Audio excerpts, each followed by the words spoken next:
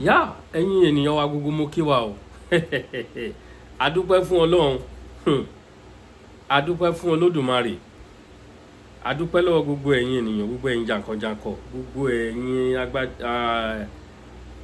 gbogbo ẹ̀yin bàbá wa mọ́nímọ́ní gbogbo ẹ̀yin bàbá wa mọ̀yànmọ̀yàn adúpẹ́ lọ́wọ́ bàbá wa Bánjí Akíntóyè bàbá wa Olóyè Ìgbòho ọjọ́ tá a wí náà rèé gbogbo ohun tó ti ń gbèrú lọ́kàn wa pé ìjọ́ òní rálì ọ̀la ni rálì bẹ̀rẹ̀ o kí ẹ máa gbáradì ní gbogbo ibikíbi tí ẹ bá wà ẹ gbọ́hùn lẹ́nu bàbá ṣe mọ̀ pé mo mú ròyìn wọn wá lánàá lóní ṣókí ìmí náà láti gbédélé ní o ẹ bá wa tẹ́tí gbọ́ etí ire ni kẹ́ ẹ fi gbọ́ wa lónìí o ẹ̀yin ènìyàn ẹ bá wa share káàkiri káwọn èèyàn kan gbọ́ ẹ jẹ́ ká bọ́ síta ní various location wa anywhere tá a bá wà ẹ jẹ́ ká bọ́ síta ẹ̀tọ́ wa ni kò sí nǹkan tá à ń bẹ̀rù fún un kò sígbà tí má kú kan ò ní joyè olè bàbá rẹ̀ kò sẹ́ni tó dẹ̀ fẹ́ pa wá torí pàwa ò jáde nítorí jàgídíjàgan oníwọ́de wọ́rọ́wọ́ la fẹ́ ṣe ẹ jẹ́ ká jáde lógúnlógún ẹ jẹ́ ká jáde lọ́gbọ̀nlọ́gbọ̀n wọ́n dẹ̀ ní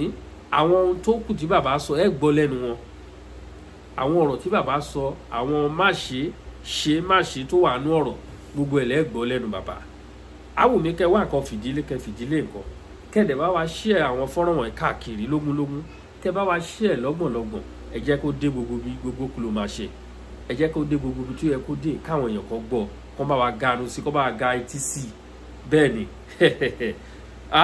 in fact mi ò mọ bí ó ṣe rí lọ́kàn mi ní àṣálẹ́ mo dẹ̀ mọ̀ pé bẹ́ẹ̀ náà ló ṣe máa rí náà nígbà tẹ́yìn náà bàtẹ́ bá wo fọ́nrán yìí ẹ jẹ́ ká farabalẹ̀ kẹ́ jẹ́ ká wá lọ sókè lọ́rùn ká lọ gbọ́ nǹkan tí bàbá wa sọ ohun tí wọ́n sọ fún wa Yorùbá nation no going back. Bàbá Bánjí Akíntóyè bàbá ti wà níkàlẹ̀ láti wá ṣe kíni láti wá fún ọmọ Yorùbá níròyìn ayọ̀ níròyìn ìdùnnú kí Ọlọ́run ẹlẹ́dàá ọlọ́jọ́ èní kó bá wa wà pẹ̀lú bàbá wa náà gbogbo mo fẹ́ wọn kí Ọlọ́run kó bá wa bá wọn fẹ́ gbogbo mo kọ wọn kọ́ Ọlọ́run kó bá wa kún kí Ọlọ́run ẹlẹ́dàá kó jẹ́ kí bàbá wa náà kó pẹ́ fún wa lágbára Ọlọ́run bàbá a fi tọ̀wọ̀tọ̀wọ̀ a fi porúkọ yín ẹ bá gbóhùn sókè kẹ́ bá ọmọ Yorùbá sọ àwọn ọ̀rọ̀ nírọ̀lẹ́ ẹ ṣé. Odúpẹ́ this is a very special day tí gbogbo oyún ti dúró dé àwọn ọmọdé a máa pè ní endlessly bàbá ìjọba la máa ṣe rálì wà ìjọba ní àti àwòṣe má ní mọ́ni kí ló bá àwọn ọmọdé ṣe máa ń sọ̀rọ̀ nìyẹn a máa ṣe lágbára Olódùmarè tá a bá dẹ̀ bẹ̀rẹ̀ abẹ̀rẹ̀ náà nìyẹn lágbára Ọlọ́run. Mo kí gbogbo yín pátápátá mo kí gbogbo ẹ̀yin tẹ́ ń ṣiṣẹ́ ní Yorùbá World Media ẹ kú iṣẹ́ yìí o Ọlọ́run á san fún yín o Oòduà á san o mo kí ọmọ mi Sunday Ìgbòho káàbọ̀ sí program mo kí ẹ o ẹ̀yin lẹni ká lọ ṣe announcement lẹ́yìn fún àwọn ọmọ kéékèèké wa kán bá lè gbà pé ó ti tó mo kí deputy mi ní ilé George Akínọlá mo kí deputy mi ní diaspora Káyọ̀dé Ìmọ̀lá mo kí gbogbo ẹ̀yin chairman YSDM in every country of the world mo kí gbogbo ẹ̀yin YSDM chairman in every state in our own homeland in Yorùbá land mo kí gbogbo ẹ̀yin secretary members of the executive council world council of YSDM mo kí gbogbo yín o the big question on every tongue láàrin wa láti oṣù bíi díẹ̀ sẹ́yìn ni pé ìjọ wo la máa bẹ̀rẹ̀ rálì wa wá ní ìfẹ́ pẹ̀lú rẹ̀ níwájú Ọlọ́run láti wá sọ fún yín báyìí lálẹ́ ìpẹ́ tó bá di láàárọ̀ ọ̀la gbogbo wa ká jáde síta nílé wa ẹnìkan kan má lóhun wọkọ̀ lọ sílẹ̀ ìlú ẹlòmíràn lọ sí rálì ọjọ́ Èkó àti Ìbàdàn ní center of attraction nílẹ̀ wa but this time around the center of attraction will be your own village ibi tí ẹ bá ń gbé ìbẹ̀rẹ̀ tó máa ṣe rálì ìtẹ̀ bá ń gbé bẹ̀rẹ̀ máa ṣe rálì ìbá jẹ́bẹ̀ náà bí ẹ o ìbá máa jẹ́bẹ̀ náà bí ẹ o òun gbé ibẹ̀ bẹ̀ náà ló ti máa ṣe rálì tiẹ̀ tí o mo fẹ́ bẹ gbogbo yìí tó bá di lọ́la lágbára Ọlọ́run tomorrow the 12th day of June 2025 a máa bẹ̀rẹ̀ rálì wa and those 12 yẹn ó tún ní significance kan tá a fi choose yẹ significance náà ni pé ìjọ Freedom Day nílẹ̀ Yorùbá nìyẹn ìjọ tí gbogbo wa tá a jáde tá a dìbò dáadáa fún Democracy Day tá a dìbò fún dáadáa tá a wá rántí báyìí wípé wọ́n gba ìbò yẹn sọnù lọ́wọ́ ẹ̀ kì í ṣe pé wọ́n gba ìbò yẹn sọnù lọ́wọ́ ẹ̀ nìkan wọ́n wá gba ẹ̀mí ẹ̀ mọ́ra tá a bá rántí lọ́la ká máa rántí pé ẹjọ́ yìí ó yàtọ̀ ní láìpẹ́ àwa Yorùbá àpẹẹrẹ wọ́n rí ìgbè election wọ́n ṣe kíní kan bàbá wa ló win election ṣùgbọ́n wọ́n rí ìgbè nǹkan kan bọ̀ ti eléyìí ti 1992 June 1993 June 2 yẹn nǹkan tí àwọn Yorùbá máa ròyìn fáwọn ọmọ wa láéláé ni and therefore it is a good thing that we are starting our rally. Kì í ṣe pé ọ̀la nìkan ni rally yẹn o kì í ṣe ọ̀la nìkan o we are just starting tomorrow. Gbogbo wa ká lọ fi ọkàn sí wípé a máa ṣe rally yẹn lọ díẹ̀díẹ̀ ó lè tójọ́ márùn-ún ó lè tọ́sẹ̀ kankan tí ò bá tí kórajọ tó lọ́la ẹ jẹ́ kó kórajọ sí bẹ́tà lọ́túnla ní Tuesday níjọ́ Saturday tó bá tún wá dé Sunday ẹ jẹ́ kó túnbọ̀ wá pọ̀ sí ẹ jẹ́ ká máa pọ̀ sí lójoojúmọ́ kí gbogbo ayé bá lè rí àwọn ọmọ ní technology tán mọ bọ́n ṣe máa ṣe wọ́n ti ṣètò wípé gbogbo ayé ló máa rí wa nílùú àti ìletò wa káàkiri ilẹ̀ Yorùbá ìlú kankan ẹ má ṣe pé ẹ jáde o torí rẹ́kọ̀dù ńlá lélẹ́yìí o tó bá di lọ́la ńgbà tán bá ń sọ pé ìlú ti yín ẹ jáde ńbẹ̀ ẹ nílé lẹ́nu sọ̀rọ̀ Ọlọ́run ní ṣe ní lẹ́ni tí ò ní lẹ́nu sọ̀rọ̀ ẹ jẹ́ kí gbogbo wa jáde everybody get out and let us show that we want our country very very important tá a bá dẹ̀ máa jáde ẹ rántí nǹkan tá a máa ń sọ nígbà gbogbo sí ara wa wípé àwa ò kì í ṣe oníjàgídíjàgan o àwa ò kì í ṣe oní violence o àwa ò kì í ṣe ní pààyàn-pààyàn o àwa ò kì í ṣe gúnyàn lọ́bẹ o àwa ò kì í ṣe pé àwọn tó ń pa ọlọ́pàá tó ń pa sójà ní títì o àwa ò ṣerú yẹn tiwa o àwa fẹ́ fi hàn pé à ń fẹ́ nǹkan tá à ń fẹ́ a dẹ̀ fẹ́ fi hàn aráyé pé pẹ̀lú ìfẹ́ la fi fẹ́ kò sí pé a bá yàn kankan jà. We are not protesting against anything or anybody. We are just showing to the world that we want our own country. That's all.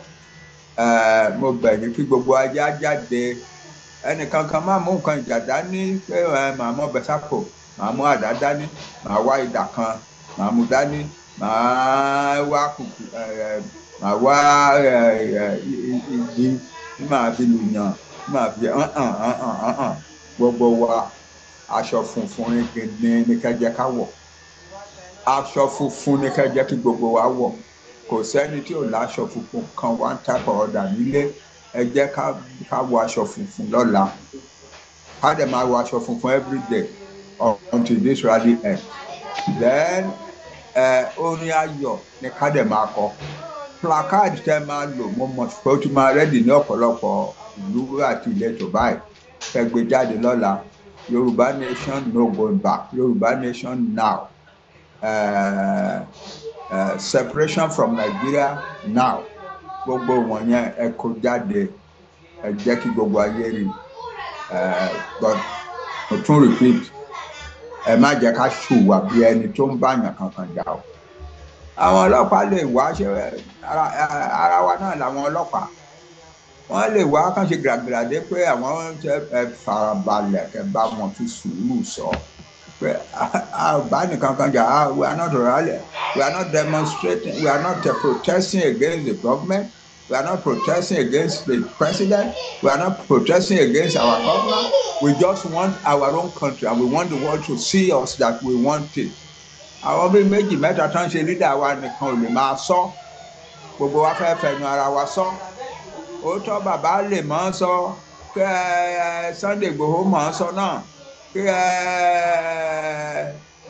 alàgbà wa Sunday Igboho kó máa sọ, kí deputy bàbá Akínọlá kó máa sọ, kí Èmọ̀lá kó máa sọ, ṣùgbọ́n a ò fẹ́ kó jẹ́nu wọn nìkan lẹ ti máa gbọ́, a fẹ́ ká gbọ́ lẹ́nu every Yorùbá person pé à ń wá country tiwa, a sì ń wá kì í ṣe tìjàtìjà, kì í ṣe ti pé a fẹ́ dàlúrú rárá. Ẹ má jẹ́ kẹ́nìkan kan fara ya nǹkan kan, ẹ má jẹ́ kó necessary pé ọlọ́pàá wa máa caution ẹnìkan kan débi pé wọ́n arrest. Ẹ jẹ́ kí gbogbo wa ká ṣe àwa ní dáadáa as much as possible. Ká dúró níwájú ilé wa, ká wọṣọ wa funfun, ká lè gbé placard kékeré tá a bá kọ, ọmọ wa bá wa kọ ló ṣe èédú lásán ló mú ní lójú ààrò tó fi kọ́ sára pépà funfun, ara ẹ̀ náà ni. Ẹ jẹ́ ká ṣe kó dáa látọ̀la lọ, kì í ṣọ̀la nìkan o. Tá a bá ṣe lọ́la bọ́sì lọ́túnla, bọ́sì ń jọ mẹ́rin èdè and so on.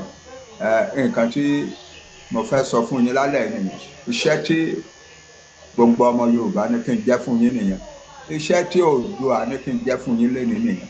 Iṣẹ́ tí Olódùmarè tó dá àwa Yorùbá, tó dá wa, tó ṣe wá ní èèyàn ọlọ́lá, olóye, alágbára.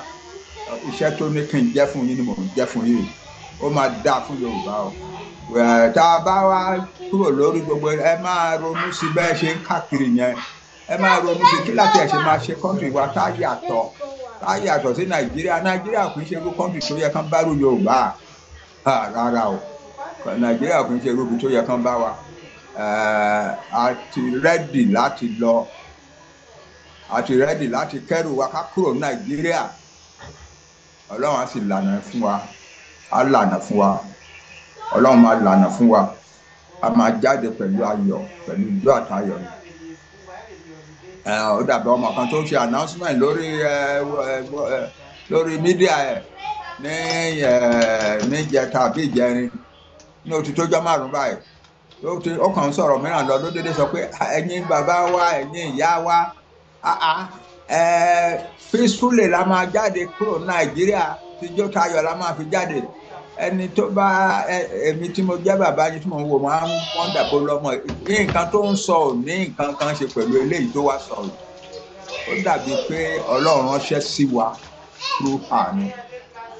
Tíjó tayọ̀ la máa kúrò Nàìjíríà o, lágbára Olódùmarè.